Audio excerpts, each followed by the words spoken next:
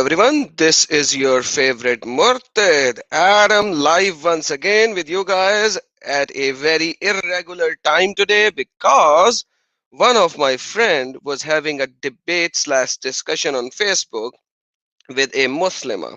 Hello Connie, welcome. We are live and I was talking to my viewers and telling them you were having a discussion with one of the Muslima and she was trying to refute you. So we are here on a irregular time. That's not my usual time to go live. Anyway, so we are going to talk about Quran chapter number 4, verse number 34. Well, hello there, Adam. Hello, and Connie, you can say hello to everyone. A lot of people are already here. Hi, John Isaac. Welcome to the stream, buddy. And welcome, everyone. God bless you. God bless each and every one of you. So, women doesn't have any rights in Islam. Full stop. Like literally, they do not have any rights. And I can do a live debate on women rights in Islam any day of the time. Like any time of the day. Sorry, that's how you say it in English. So anyhow, so that's what it is. But um Connie Frank, that's how it is, right? So she was having a discussion with a Muslima on Quran chapter number 4. And by the way, Muslim comes up with the Quran chapter number 4 saying, hey, it's the chapter of the woman, chapter of the woman. See how good Allah is that we have a full chapter about women in Quran. Like imagine, just read this chapter, you will see how derogatory this chapter is for women. Connie, did I use the right word? It should be derogatory or bad verse. Like it's like humiliating. This chapter is for women. Frank, by the way, you got Yes, it's a great humiliation. Spiritually, it goes back to the Canaanite nations. Yes, sir. awesome, awesome. So yes, so this particular verse, let's read it first, and then I will show you what the Arabic is. Men are in charge of women. Imagine that. This verse starts by saying men are in charge of women. Like imagine that to begin with, it describes men on a much higher level than women, and not just higher level, they are in charge of women. You know what in charge is? Like let's look at it from the Quran itself, what in charge is. Because Allah had made one of them to excel the other. Okay, so now because Allah just created men to be better than women. Okay, that's what this verse is saying. And the Arabic word is a wow above there. Wa bima, wow. And so they are afzal bima fazal Allah, bestowed, Allah has done the bestowed on the men. And because, let's go back, they spend from their property on the woman. So basically because in the 7th century Arabia, women weren't working and they were just sitting in home, and men used to go out and work. So they are afzal, they are excelled other than women, number one. Number two, and because they spend money on the woman. So that's why they are in charge. Hi Eric Smith, welcome to the channel. If you would like to join in, let me know. Eric Smith is also a very great person. He runs a channel of his own, destroying the false teaching of Islam. All right, so they spend. Okay, that's what they do. That's why they are good. Now, so good women are obedient. So good women are what? They are obedient to who? To their men. Okay, guarding in secret which Allah hath guarded. So guarding themselves or guarding the house or so different scholars will add different things to it. Guarding what? Their own self, their houses, their children, their wealth, etc., etc., etc. Allah didn't say which thing. As for these women, whom you fear rebellion. Now the problem here is you fear rebellion. These two words are very important. First, They are not rebellion yet. You fear rebellion. Yeah. It's Would you so like to add something? terrible. No facts, no nothing, just on his feelings.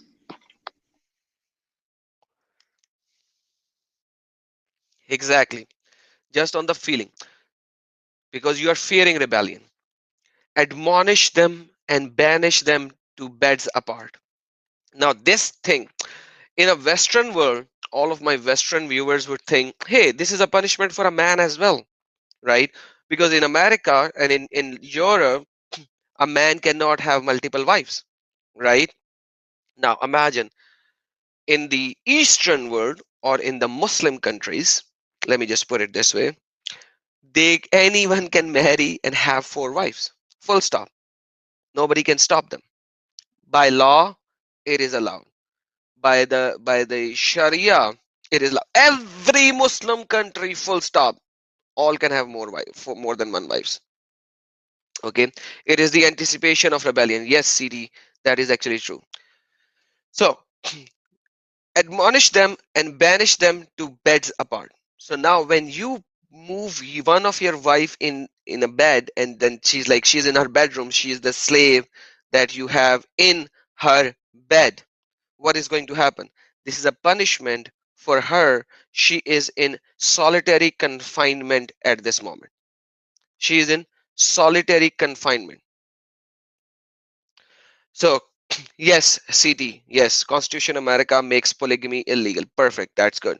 Like that. It should be illegal. But the Muslims can have four wives plus they can have all the slave women in the world they like. So they can buy slaves. I have done a video of Malakat al Yamin. Please watch that video. You will enjoy that. So for sex, it is actually rape. Like if you capture a woman and put her into your bed, that's actually rape, quite frankly. But okay, Allah's book will not mention it as rape, it will just mention it as sex. I'm sorry, Connie. But anyhow, so that woman is banished in her bedroom, and that's her initial punishment. And then what? Scourge them, scourge them, and scourge them. The word here used is scourge. Okay, some people who are not from the Eastern culture and they do not have their English as their first language, just like me, I actually had to look up this English word, what it means. Scourge is not beating. It is a scourge is a lashing, whipping, especially multiple type thong used to inflict severe corporal punishment in such a way, and it should usually they just said usually made out of leather so that the punishment will be harsh, and this is the result of the scourging on the back of a person. So Muslim scholars nowadays in the 20th century comes up and say, hey, beat her with a toothbrush or maswak, which they use to clean the teeth. It's all BS. That's the cleanest word I can use. It is all BS. Quran does not use that word. Quran does not use that word. The word in Quran, now let's go back to Quran. Let me show you what the word is. Udrubuhunna. Okay, udrubuhunna. Okay, that simply means scourging or beating, striking. Uzribuhunna, wow means and okay, once you have forsaken them in bed and strike them. So the simple English would be striking them. Wa uzrubuhunna, and strike them. There is nothing called finally. It is not step one, step two, step three. The finally, as you can see, it is in braces as already. It is not in the meaning of wadrubuhunna. It simply means strike them. And Pechtal actually translated it as scourging, because striking does not implicate it in a full meaning. Okay, it is scourging, like severe punishment, extremely severe punishment. Now, Frank, Connie Frank, All yours. What was the woman saying to you, and is she coming on live? You are on mute, Frank, Connie. Yeah, no, she just now said it that she's not going to come live, that later on she'll open up a Zoom and we can come live with her. No, so it doesn't happen like that. I She needs know to it come here doesn't. Yes, I because know, because they'll I want to have, mute us and they'll play games and yeah, everything else. and and she is the most deceptive woman I have ever met on the face of planet Earth. Let me just say that out loud Yeah. to everyone. Um, she knows a bit of Arabic.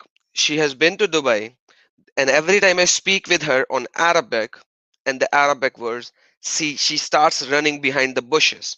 Rather, no, that's not you say. You say beating the bushes, right? And then she will move to scholars. And then She if I beats give her around the bushes.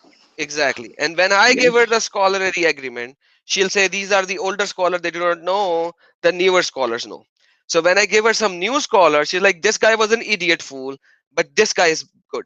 So basically, she will have like she is the one who runs from, she jumps from one part another, and she has no idea, but she holds her own Islam version 3.0, which does not even make sense at all because her version goes against all the scholarly consensus and everything and everybody 100%.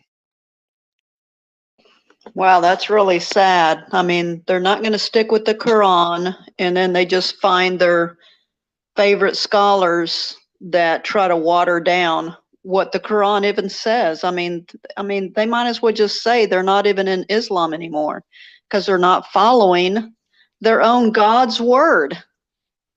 Oh, yes, they have. Oh my goodness, yes, you actually said it right. They do not follow anything whatsoever. They follow uh, a version of Quran that doesn't make sense to anybody but to them so that they can make it look good. So let me just go to a hadith before I close this, but this is very good. By the way, this is Sahih al-Bukhari, hadith number 5825. This is as Sahih as you can go to. There is not a single book better than Sahih Bukhari when it comes to Sahih, because this is the closest to Muhammad, and yet it is 250 years later. Anyhow, Rafi'a divorced his wife, whereupon Abdul Rahman bin etc. married her. Okay. Aisha said that the lady wearing a green veil came to her, complaining of her husband, showed her a green spot on her skin caused by beating. Green spot on her body caused by beating. Okay. It was the habit of ladies to support each other. So when Allah Messenger came, Aisha said, I have not seen any woman suffering as much as the believing woman. So imagine when Aisha is saying that I have not seen any woman suffering as much as believing women, what is Aisha comparing these women with?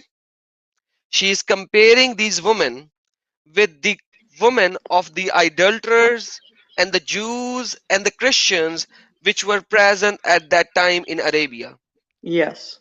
So imagine that even the women who are from the idolaters, right, who were worshipping idols, were having a better time, a quality life than the believing woman. That's why I highlighted this sentence. You need to dwell into this sentence. God bless you. God bless everyone. Thank you so much for the blessings that you guys are sending my way. Thank you. Praise Lord. Hallelujah. So Aisha is saying, I have not seen any woman suffering as much as the believing woman. Okay, that's very, very important.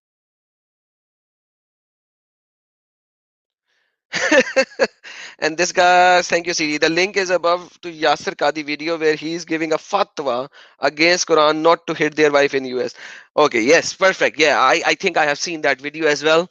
He's saying that because American law does not allow that, Hence, you cannot do that in America. And the problem with this statement that he actually mentioned is that it means you are going against what Quran is teaching you. So basically, you are telling me right now that Quran is a book of old times. Right now, it doesn't apply. Hallelujah. Yasir Qadi, you are already a non-Muslim. Praise God. So yes, anyhow, let's move forward. What happens? Look, her skin is greener than her clothes. When Abdur Rahman heard that his wife gone to Prophet, he came with his two sons from another wife. Okay, from another wife. So imagine these people have so many wives. She said, by Allah, I have done no wrong to him, but he is impotent and is useless to me as this. So, even in West,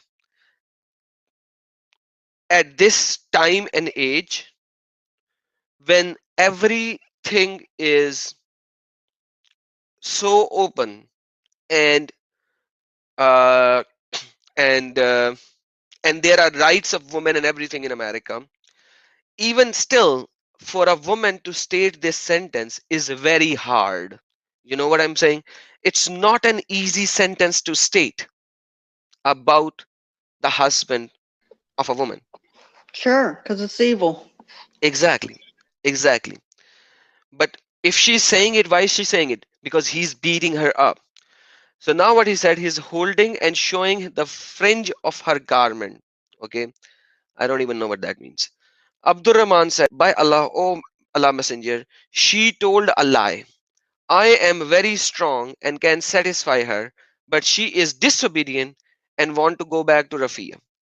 So imagine, she's saying that this guy can't even do anything. And this guy actually saying she wants to go back to Rafiya. But this guy is beating her up. The main topic is that because she is disobedient and he is beating her up. Allah Messenger, what does he says? Allah Messenger should have said, hey, Mr. Abdul Rahman, you should beat her with a toothbrush. Why did you beat her green? Like you Yeah. cannot beat her green and blue, Woo-hoo. But Right. look Yeah. what, Don't hurt her. Don't yeah, hurt her. Don't hurt her.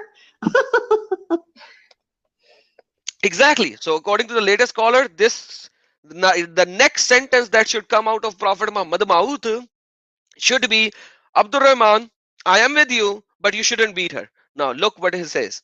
Allah Messenger said to her, if this is your intention, then know that this is unlawful for you to remarry Rafiya unless Abdul Rahman had sexual intercourse with you.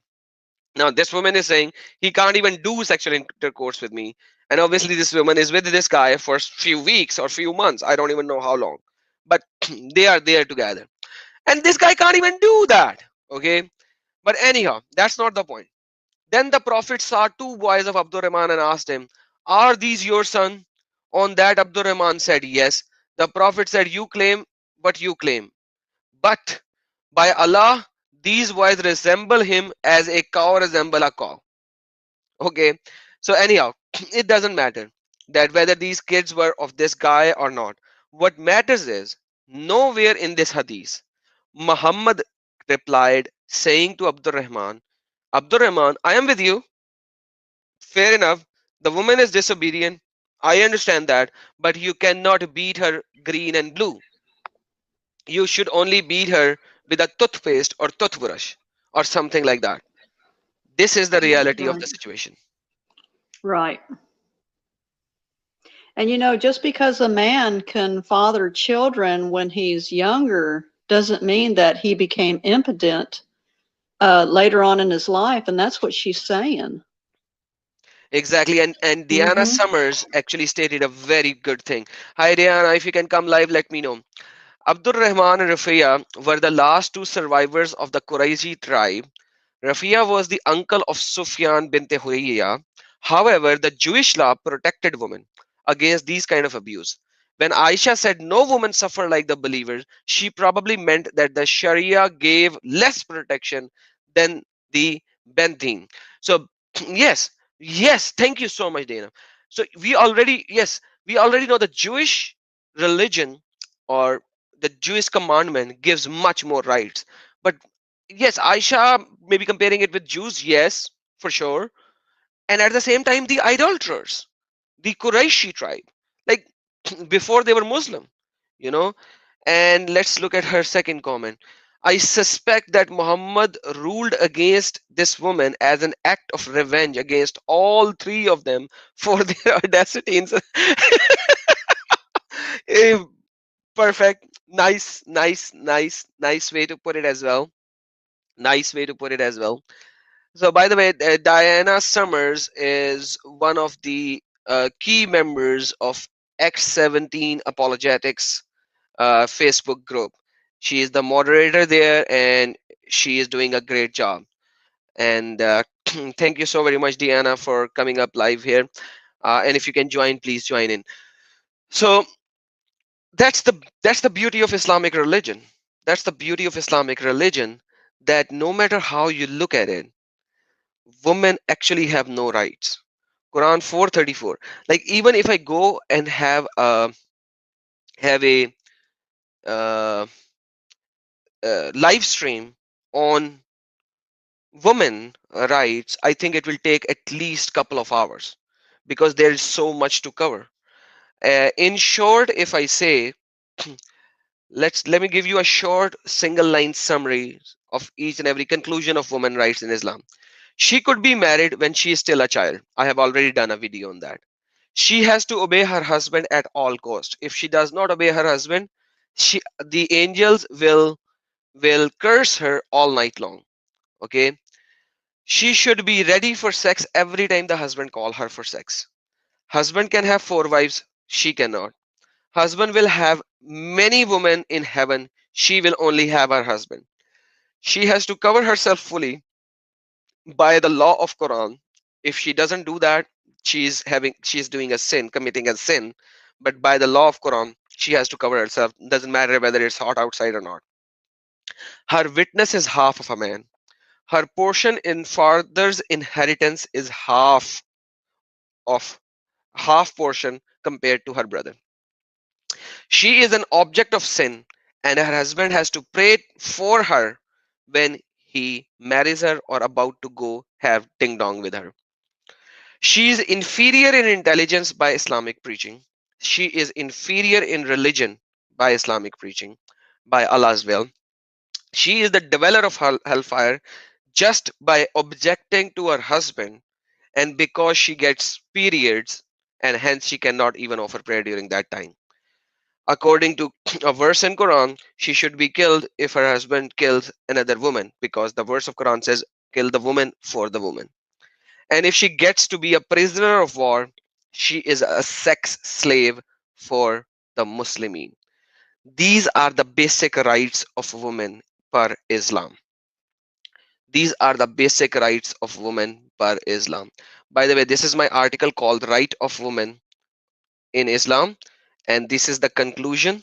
And all of the things that I stated are in conclusion, and each and every one of them are authentic according to Quran or Ahadith, which are Sahih. So you can read that article. It is called adamseekerofTruth.com, Rights of Women, and I am putting that in YouTube as well. Uh, and Dana's and what motive women like Linda and proclaim Islam as a pig? So women does so that's the problem, buddy. The Islam in West, they have changed it.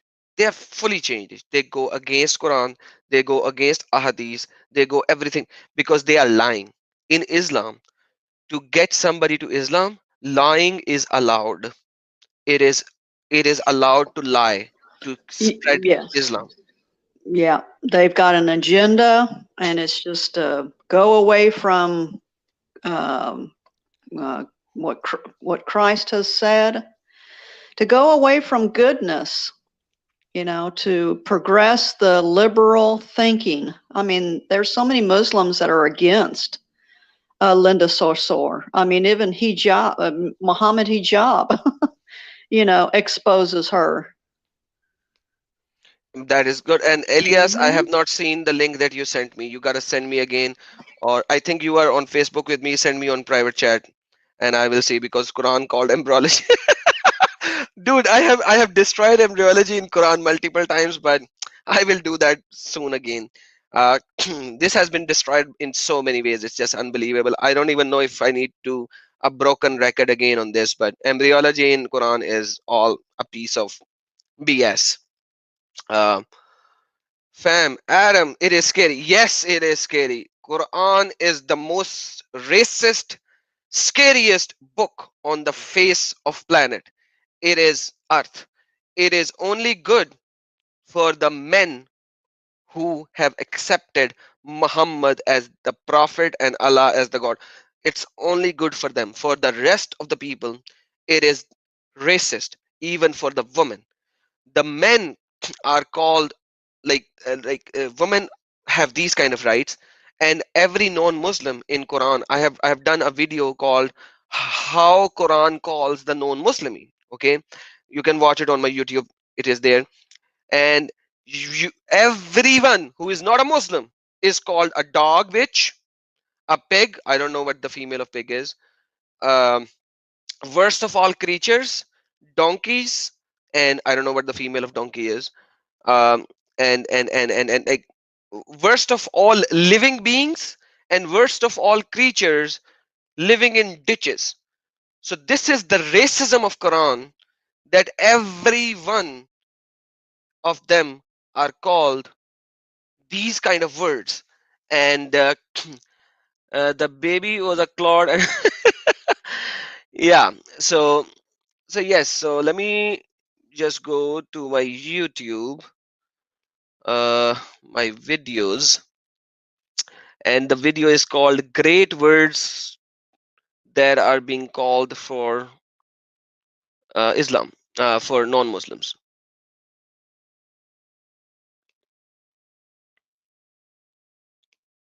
Uh, Connie, would you like to say something? You are Yeah, pretty quiet today.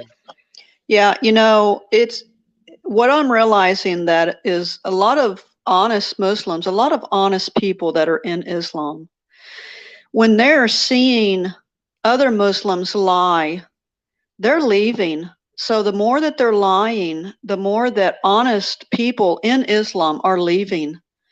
So, it what I'm realizing that is a lot of honest Muslims, a lot of honest people that are in Islam, when they're seeing other Muslims lie, they're leaving. So the more that they're lying, the more that honest people in Islam are leaving. Amen. So, what I'm realizing that is a lot of honest Muslims, a lot I of think we are honest having a second voice from Yeah, I Dana. hear it too. I don't know what to do. I'm going to go out and come back in. Hi, They're Dana. leaving. Welcome to the So the more channel. that they're And lying, that you are honest listening to our live stream as well. So we are having a loop back from your side. So can you close the live stream and just stay on the StreamYard with us, please? Thank you. Will do. Thank you so very much. Welcome, welcome. It's an honor to see you here up live. I know you are doing a great job on X17 Apologetics Group, and you have helped me a couple of times as well in the past, rather more than a couple. I'm just using a word of speech of word or whatever. So thank you so very much for all the things that you have helped me in the past. Please, what would you like to state here? The mic is all yours. Sorry, I didn't expect you to ask that. I've nothing prepared. Yeah, you're doing a great job here, summarizing all the important points in the Quran. I Oh, suppose the point I made earlier was just how convenient some of Muhammad's rulings were when you realize the full context of what he said. Why you realize what's going on. exactly, and you are always prepared. So whenever I send a text or something, you always send a pure, accurate, to the point reference. And we have CT who's saying, "Hi, Diana, thank you for your job with the David Wood." So people appreciate you, and much love and blessing. Thank you so very much, Johot. And yes, thank you so very much. You are doing a marvelous job, Dana. I appreciate Thank, everything that you are doing, and our listeners, whoever are working with David Wood as well, behind the scenes and everything, and in your YouTube group, Facebook group. Praise God. Thank you so very much, and may the Lord bless you abundantly. So what do you think when it comes to women, of Islamic women? Have you ever met an Islamic woman? Oh, yes. I used to be a teacher, and I've been teaching Muslims as long as I've been teaching. Wow. Wow. So have you like, tell us something more. Tell us some testimonies. Tell us something. Well, in my psychology class, I had a 17-year-old girl who knew she was straight in line for a forced marriage. Oh And my. I just remember telling her, do you know this is illegal in Britain? And she was really surprised. And I said, according to Islam, you have to speak out. If you speak out, your parents can't force you. But according to British law, even if you don't speak out, they can't force you. So I actually gave her the telephone number she had to ring for the forced marriage bureau if it ever happened to her. Wow. Wow. But basically in Quran, it is very easy. You can marry a woman. You can marry off your daughter Yes, when she is just a child. That is indeed. and they can divorce her and she can remarry. Like it's all let me because now this topic is up. Instead of showing you the verses, I'm gonna show a video, a short video. Okay. um, and I hope everyone will like it because I have already done a video on it already in the past where I've shown the Quranic verses So this is and Surah 65, is this? Surah 65 and the Surah 65 and the other surah which is 330 uh, 3 3 something, where it says that if the guy has not touched the girl, then there is no idda on her, and hence there is no waiting period on her. So all of these things combined will actually hey Eric Smith, How welcome are to the you? show, brother. Hello, how Oh, are you? we have big guns today over here. So guys, I Eric, appreciate the compliment, but A- people call it small fries over on this side of the. oh man, Eric Smith runs a Radio Free Kafristan radio channel in Chicago or something like that, right? The middle of Iowa, we sit on top of a silo out here, a corn silo, and we broadcast all across the country Awesome. from that That's silo. It's in Cedar Rapids, Iowa. awesome. Thank you so very much for joining. So yeah, let's look at this video and then you guys can give me your valuable input. All of you guys will automatically go on mute. يعني كلام صحيح البخاري. نعم. كلام الفتح، كلام الحافظ في الفتح، كل ده بيقول انه الاتفاق على انه الكلام هنا على الصغيرة التي لم تبلغ الحيض بعد، يجوز تزويجها وإن لم يحدث وفاق تطليقها، والشرع قال هذا فعدتها كذا. مين اللي قال الكلام ده زي ما بقول لحضرتك كده؟ ولا لم يحدث الصغيرة، يعني الصغيرة اللي هي لم تبلغ الحيض يجوز. نعم. يجوز الكلام تزويجها. طبعا الكلام ليس كلامي، انما الكلام على ايه؟ يعني تبقى مثلا كم سنة؟ يعني 10 سنين، 9 سنين، 8 سنين. لم يتحدث سن. الحقيقة لم يتحدث سن للزواج. لا، الشريعة الإسلامية كلها، هات لي حد يقول لي اتحدث سن بيوم، بسنة، ب10، ب15، ب20. ده انت على كده بقى، ده انت ممكن وهي لسه طفلة بقى شهر او شهرين بقى، ان شاء الله حتى يوم. Even she is 1 day old. What do you like to say, guys? As my son, who's Muslim by kidnap, he says raw evil. Raw evil. Okay, that's a good word. Tana. Well, you know, there was a pre-Islamic custom that you could marry off an unborn child who hadn't been conceived yet. You could say, hypothetically, if I have a daughter, you can marry her, and that girl would be born married. Now, Muhammad did not encourage this, but nor did he forbid it. So there's no, literally, minimum age. And by the way, just to add to your point, this is actually still happening in Pakistan. So before, so if somebody has a born boy, like a couple of years old boy or whatever, the other brother would actually say, hey, if my next child would be a girl, she is yours. So they already do that even now.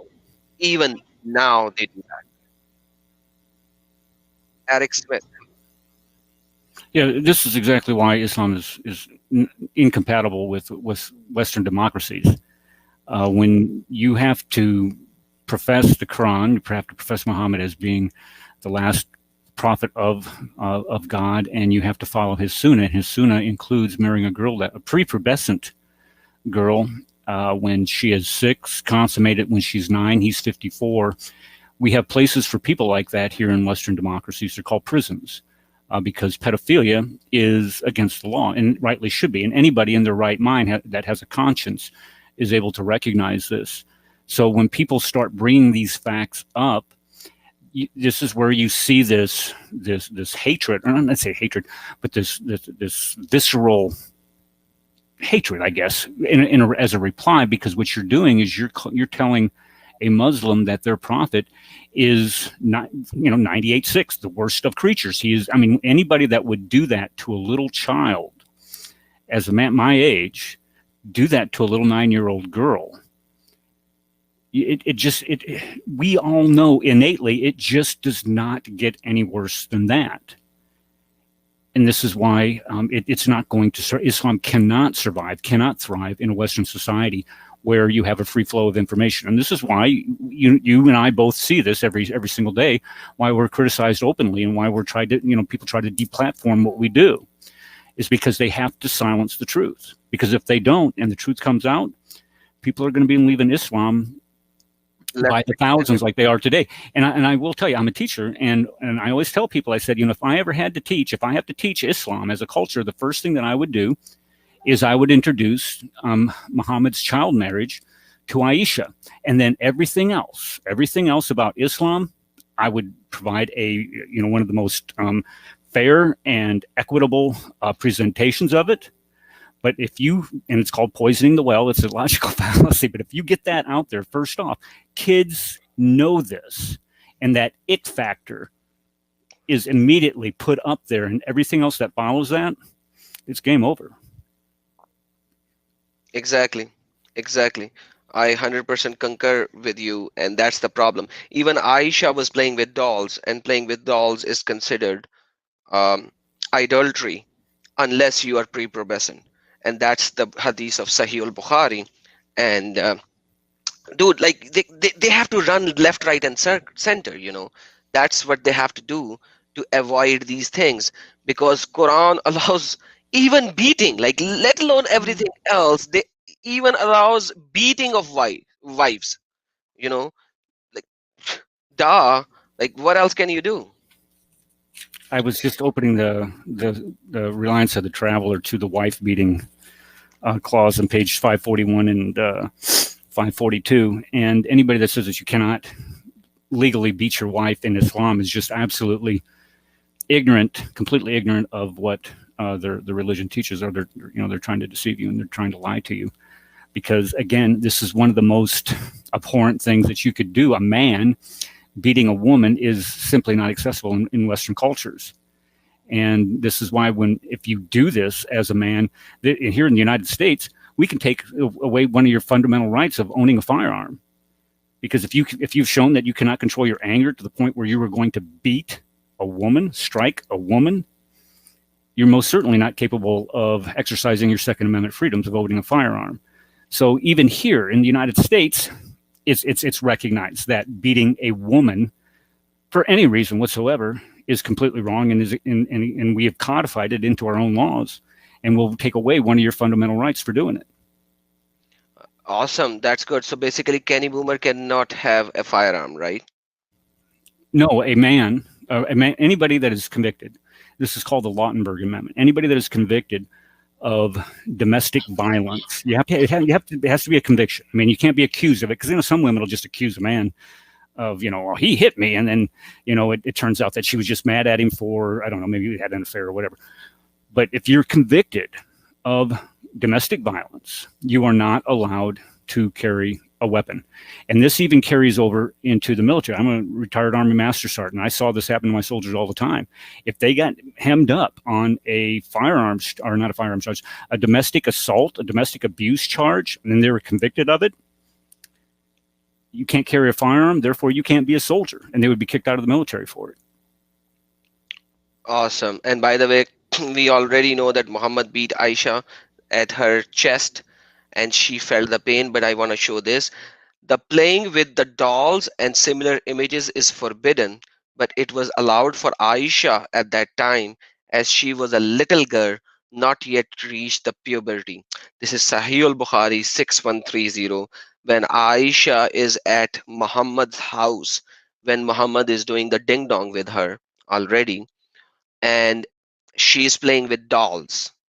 And that's what Sahih al-Bukhari 6130 is stating. That's what it is. And dude, like, how far out you have to go? Like, I don't know what else can I provide over here to do that.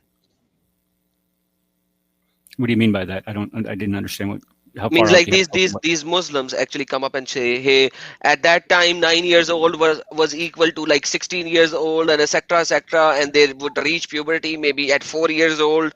You know, like these claims come up by saying that she was not a child, and like they are going against their own basic uh, teaching Their of Islam. books.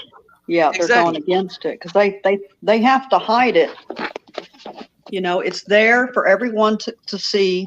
And that's all what I was saying is any honest person that has found themselves or that are in Islam, with every lie that the other Muslims are saying, they're leaving because they can read too. And I'm thankful to God for this. If it was a cultural matter, it would not be all that big of a deal today in 2020. But the fact is that Muslims are charged with following the example that Muhammad sent. They're told that they have to follow his sunnah.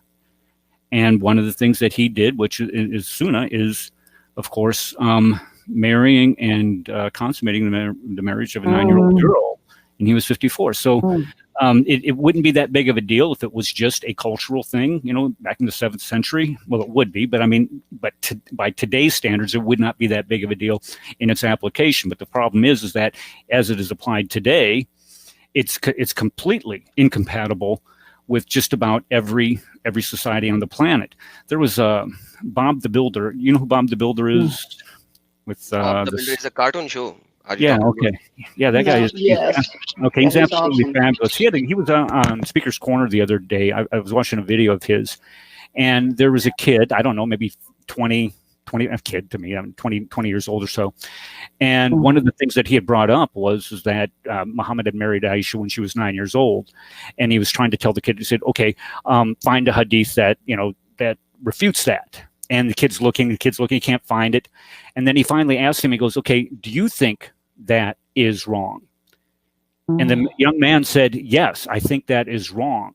And that clearly demonstrates that even your most devout Muslims know in their conscience that law that God has given us, that he's written on our hearts, that is indeed evil. Even though they're spiritually blinded by Islam, they can recognize the fact that, for a 54-year-old man to do that to a little 9-year-old girl is wrong, has to be wrong in any context, in any context, and at any time. So it doesn't matter if Muhammad did it or not, it is wrong. And if Muhammad did it, he was wrong. And that would, of course, take away a lot of his credibility as a prophet. Just to add to your point over here, buddy, the situation is that if it was allowed back then, it would be allowed to marry the woman with the same kind of an age guy, like boy would be 15 or 14 or 12, girl would be 9 or 8, whatever. I would still digest that because in my culture where I grew up, this was common, right? People would be like 12, 13 married with the girl 9, 8 or whatever, something like that. This was so common, and I was used to of this, How because old like were the men? Hey, Adam, if I can interrupt you, how old were the men normally when this happened? which men? The guy, the kid is like 14, 15, 18, 19, Okay, whatever. so these are young boys marrying young girls. Young girls, right? Okay. Their parents will arrange the marriage and they will get married and etc., etc. This would feel comfortable, right? But like now you're talking about 9 years old girl marrying with a 53 years old girl, boy or guy or adult. This, even in Pakistan, when somebody does that, he was penalized. He was called a child raper. But as soon as you turn the tables and say Muhammad did that, everyone keeps quiet. It's like everyone just like the snake just sniffs everyone at that particular time, and then everyone is kept quiet. The 80 years old guy in Sindh married a 11 years old girl. In the news channel, it was a news. Hey, this is rape, this is this is that, this is etc. This is etc. and etc. etc. And the refutation was Muhammad married at the age of 53 with 9 years old girl. How is that not fine when an 80 years old guy is marrying a 13 or 12 years old girl somewhere around that time? So why are you refuting that? And all of these news went poof from the news channel, all of them, because nobody can deny that and nobody can say Muhammad did a bad thing. The basic principle of Islam is this. Sorry, wrong one. I was actually trying to show you this. This is what woman is in Islam. This is Sunan Abi Dawud, Kitabun Nikah. If one of you marries a woman or buys a slave, so these two things are combined. If you buy a slave or marry a woman, this is how women are treated. He should say, "Oh Allah, I ask you for the good in her and in the disposition you have given her. I take refuge in you from the evil in her and the disposition you have given her." So her or him in case of a slave, or her in case of a woman that you are bearing, that you want to ask Allah to save me from her evil. You want to ask Allah that you want to see good in her. And then he says, when he buys a camel, like a camel, an animal, okay, he should take hold of the top of his hump and say the same kind of thing. Abu Dawud said, Abu Sarah added that the following words in the version he should add: hold the tail flock and pray for the blessing. And this is Kitabun Nikah, and this is Hassan al-Abani. So this is like almost as good as Sahih. And Hassan, these scholars actually keep it as authentic. So once again, these are the things that you have in Islamic religion. Like this is also another narration, which is also Hassan. Once again, it doesn't matter how many hadiths I will show you, but it's the same thing. Like woman and slave and camel. That's how you treat a woman. It's the same in Muhammad's farewell sermon. He says, "Be kind to women because they are like domestic animals alongside you." Exactly. Thank you. But like, you know what, Dana? You would hear the first part of the sentence from Muslim saying that he said it in the Al-Widai khutbah, be kind to women, but they will stop there. They will not read the full sentence because they are like the domestic animals. They will not read the full sentence. Just like when they read the Quran, chapter number 5, verse number 32, say, if you kill a man, it is as like killing the whole humanity. They won't even read the whole verse, which says, we said it to Bani Israel, the people of Israel. But the Quran chapter number 5 verse number 33 is the one that, oh Muslimin, do this. Do go and fight and kill the people, cut their hands and feet, or kill them or crucify them if they create fasad or fitna on the land. So this is how deceptive it is, like quite frankly. But let's look at the definition of the farewell sermon of what Muhammad meant by being kind to women. He said, "Give them food and clothes and beat them only for some reason." And that's what Quran verse is as well. Yes. And Only that's for what some reason. only for some reason. That is Quran chapter number 5 verse number, okay, where it is. Okay, what happened? Okay, Quran chapter number 5 verse number 34. And that's what it says. Oh, 534? 434. 434. My bad. Surah An-Nisa 434. And it simply says, Azrubuhunna, which means strike them or scourge them. That's what Bektal is actually translated it into. Because this literally means beat them in a way that they will go red, green, and blue, and their skin will feel the pain, and they will have this kind of a situation, unfortunately. There is one verse in the Quran that gives complete equality to men and women. Really? Yes? I'll tell you, it's Surah 5, Ayat 38. Okay, 538. Let's go Look there. it up. Complete equality for men and women. Okay. As for the thief, both male and female. Oh. Okay, perfect. So, okay, at least you have one location where male and female are equal. Man, this is crazy. Cut off the hand of the thief and the thiefess. Same punishment for both. Yes. Same. Same punishment for both.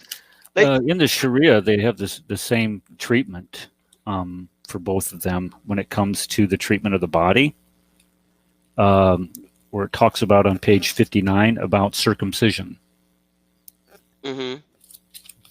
yes, but that's not in Quran. And yes, even in Saudi, sorry. people are still doing that. No, you are right.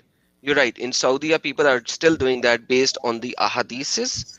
It is not a part of Quran, but they are still doing that. And that's the worst thing that you would do to a woman.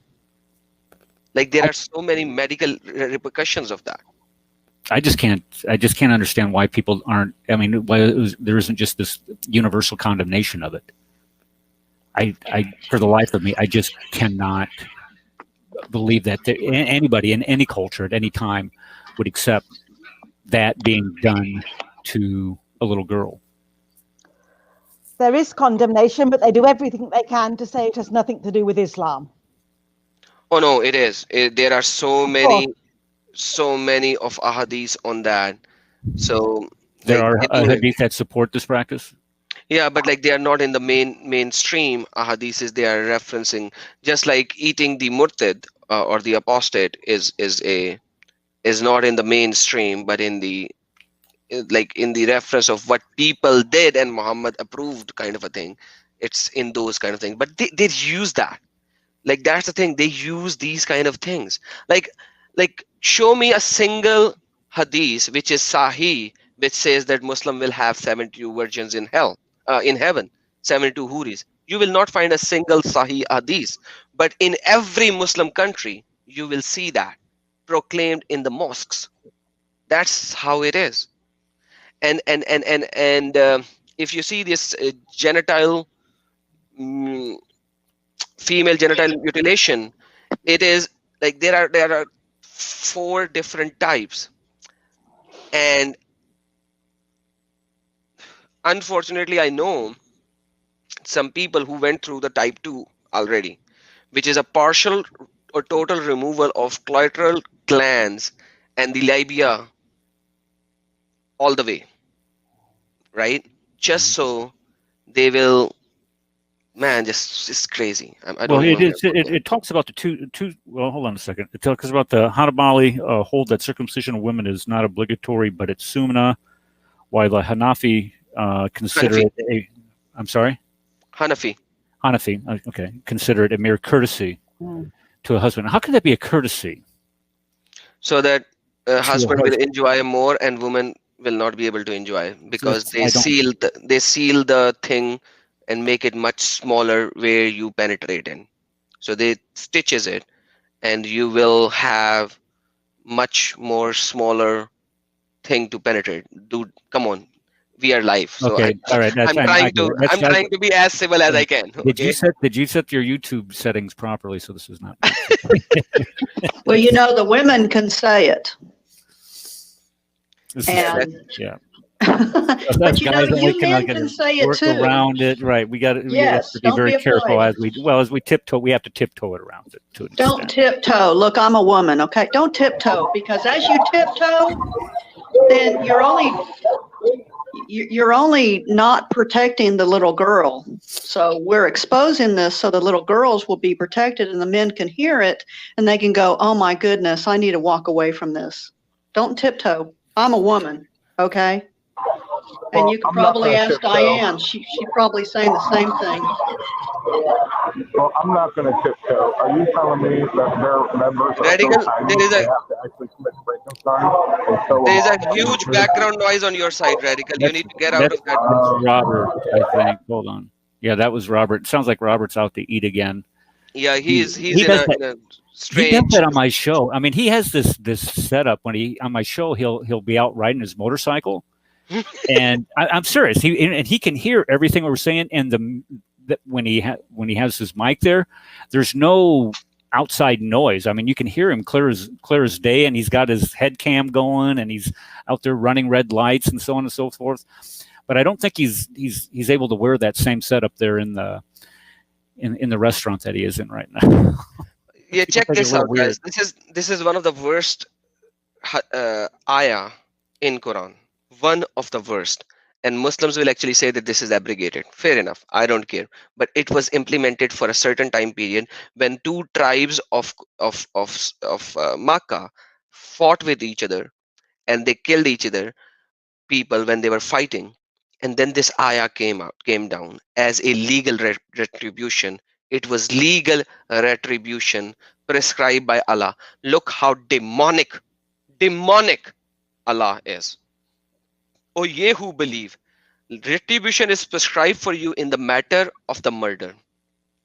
The free man for free man, the slave for slave, and the female for female.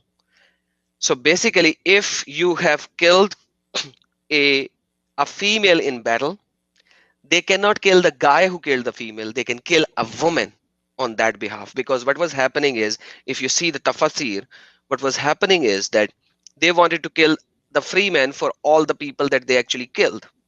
And Allah came down and bestowed this verse that no, you cannot kill all the free men of Quraishi.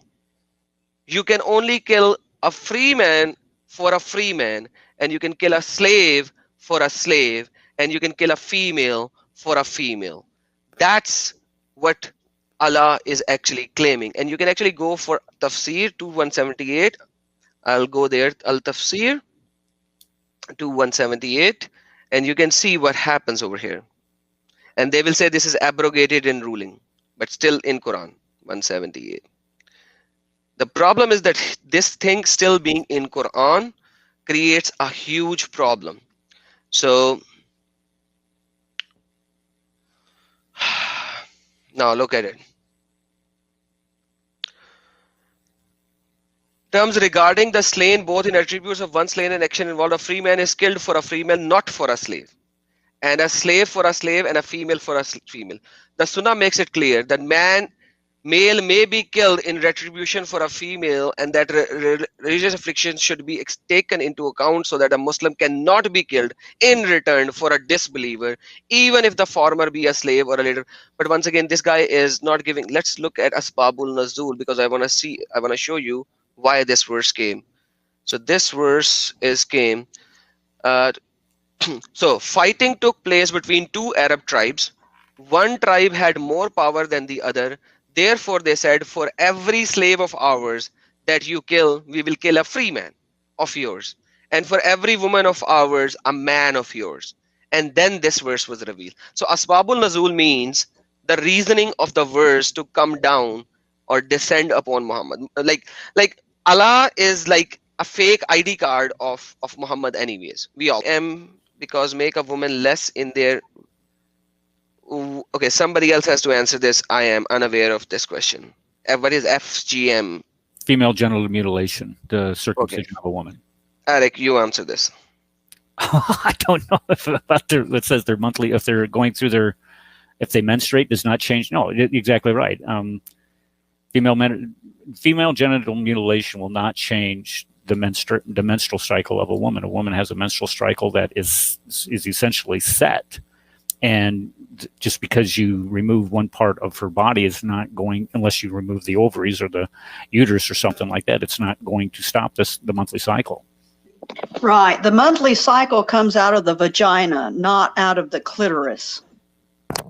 Okay, that was pretty. Right. So that's straightforward. no, that's the way you say it. Okay. That is the way it is. And so, yes, this person's right. It's contradiction. It's not making any sense. It's demonic. Everything about Islam is demonic, and that's what we are trying to show to these people. So anyhow, guys, is there any question that I left out? But one of the comment that Dana sent over here is, yes, Dana, you're absolutely right. You can actually read it out loud. If they claim that it was culturally normal, then we need to see one other evidence of 50, 60 years old guy marrying a 7, 8, 9 years old girl as well, which we will not be able to see. And Dana, perfect, right on the spot. And Dana just sent us a Sunnah of Tirmidhi. So no, this is not Dana who sent it. This is Dana sent it. Awesome. Okay, Dana, here we go. We'll show this screen because Eric was speaking about it. So the Tirmidhi hadith. When the circumcision meets the circumcised, then indeed ghusl is required. Myself and Allah Messenger did that, so we performed ghusl. What's that? So Aisha is narrating that she was circumcised. Because when the circumcised meets the circumcised, means the two people are having the ding dong. So Both are circumcised. Ghusl is ding dong. No, ghusl is the taking the bath. Ding dong means sex. Okay, but okay, so what did you say ghusl was? What is that? The bath, the proper bathing after having sex. Oh, this is the consummation. Okay. No. When you consummate the marriage or when you have the bed thing at night, after that you need to be ritually pure because now you are ritually dirty. Okay. To be ritually pure, there is a specific way of taking a bath or bathing or shower, however you may like to say it in English in America, shower. But that shower is specific type of shower where you have to recite certain verses of du'as, and you have to put the water on the right side 3 times, left side 3 times, put the water in your nose, do the rinsing of your mouth 3 times, clean like face, like this. There's a specific ritual that you have to follow to clean or cleanse your body after you come close to your wife or whoever you come close to and perform the intercourse. So that is called ghusl. I did not know that. Okay, I'm telling you, I have been doing that all my life.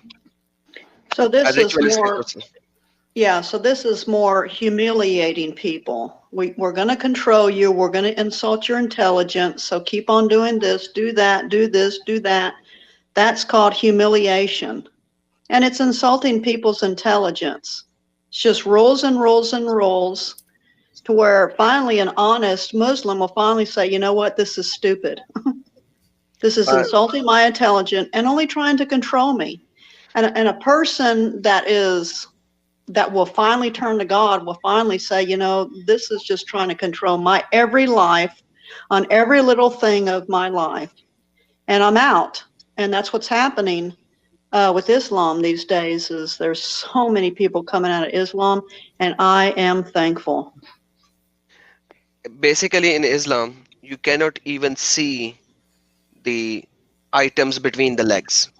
It is haram when you are doing the bed thingy. Okay, you should not ideally see the items between the 2 legs. It's haram. You can have the unintentional gaze on it, but you cannot see it. The lights should be turned off. And when you do the sex with your wife, you have to recite a specific prayer. That prayer actually states, "Oh Allah, whatever comes out of this thing that we are performing, that child should be good in your eyes and let it not be evil," and etc., etc., etc. So every time you perform the sex on the bed with your wife, you have to recite this specific prayer. And a lot of Muslims will actually just recite it in Arabic, not knowing what it actually means. But when you actually read the translation, you will realize that this is what the translation is saying. You cannot have a sex for pleasure. You always have to have it thinking in mind that you will bear a child. How can that be true? How can that be true if Muhammad's married to a prepubescent little girl, knowing that when he He consummates that didn't. marriage, that's not going to come out, nothing's going to come out of it? Do you think that he knew that? Why is the idda 4 month or 3 month and 10 days? So idda means after you divorce, the girl has to wait for 3 months, 10 days, or 4 months. Why? So that you would be sure that she is not pregnant. If Muhammad would have known that one single menstruation cycle will tell you that she is not pregnant, this idda or the waiting period would not be 3 months. It would be like when she has the next periods. He didn't know jack about it. According to Muhammad, if a male ejaculates first, the child will be male, and if the female ejaculates first, it will be a female. Come on, guys, like that's the reality of the situation. That's Well, 7th century Muhammad's, biology. Muhammad's Exactly. eldest daughter looked exactly like his first wife, and their youngest daughter looked exactly like him. So maybe he was just confessing that he got more and more selfish as their marriage progressed. Yep. Hey, Hey, Dana, because I know you have studied a lot, so I'm gonna put you on a hot seat. I'm sorry for that. Okay. Fatima, Yes. the specific daughter of Muhammad, whom he loved Yes. so much. Yes. Do we have any textual evidence that claims or states with evidence and purity and surety that she was of him, not from the previous husband?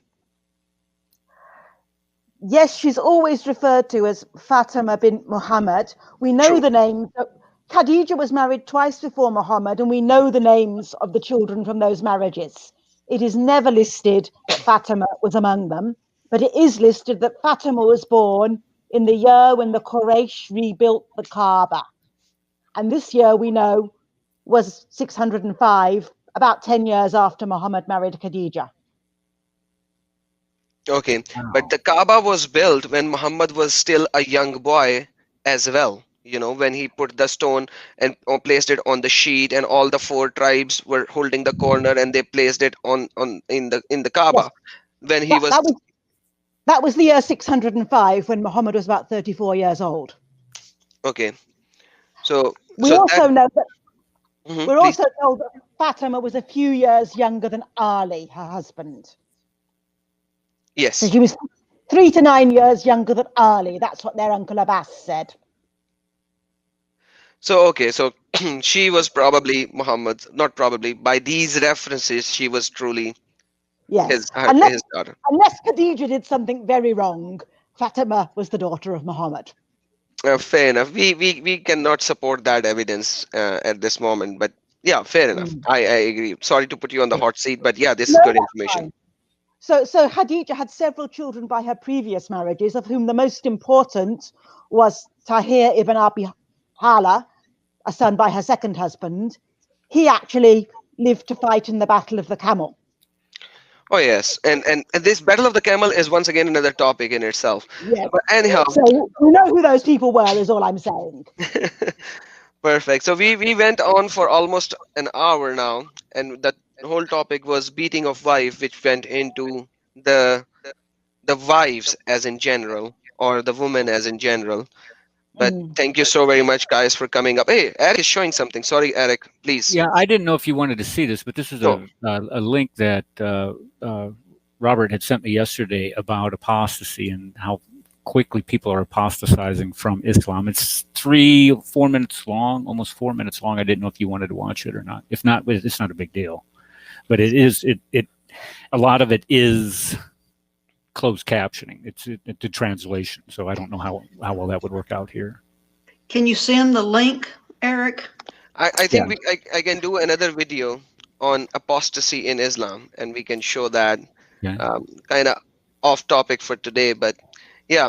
But anyhow, this is the reality of Islam. This is the reality of Islam when it comes to women, and these people come up and say, and by the way, women were given rights in Islam.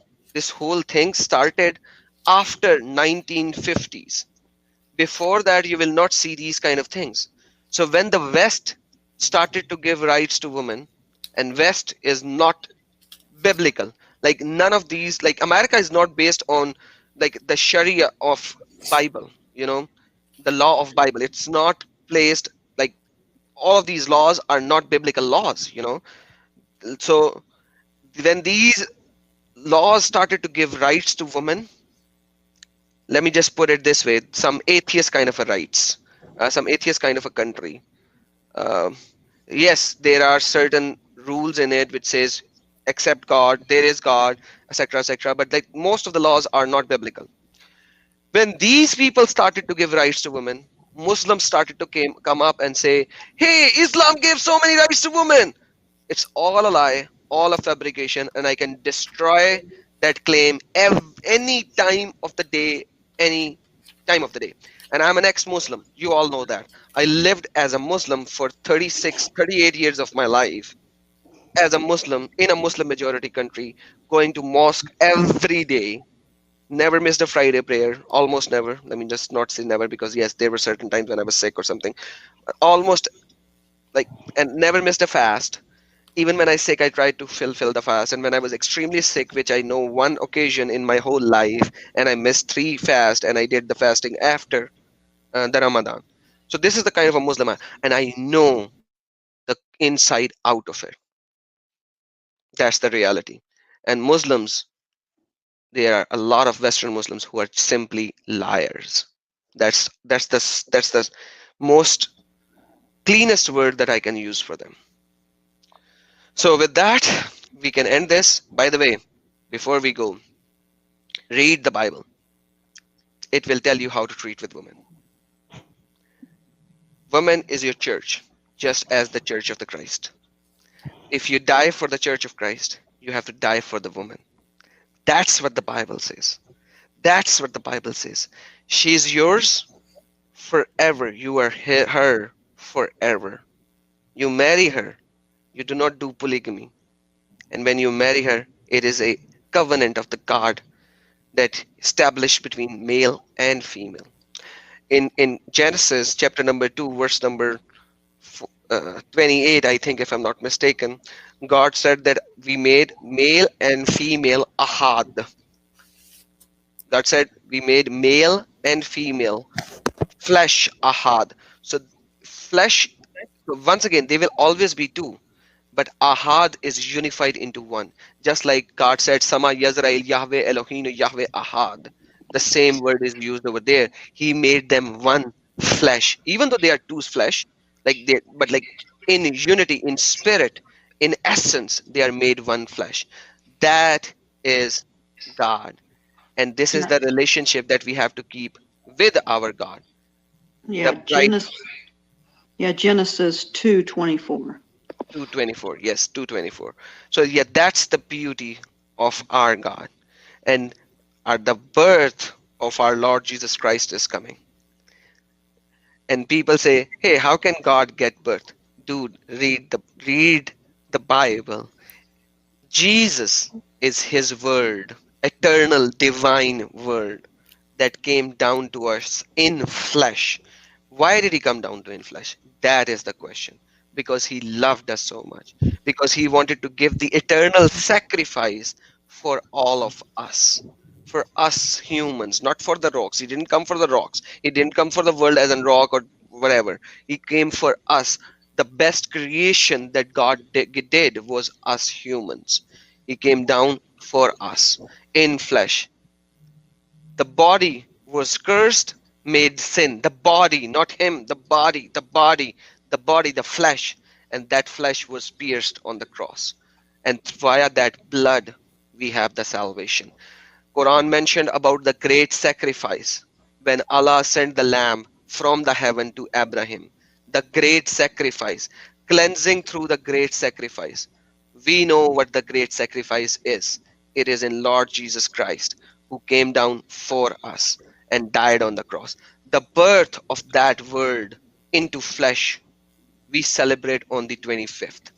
It does not matter what people says. It's not 25th, it is April, it is June.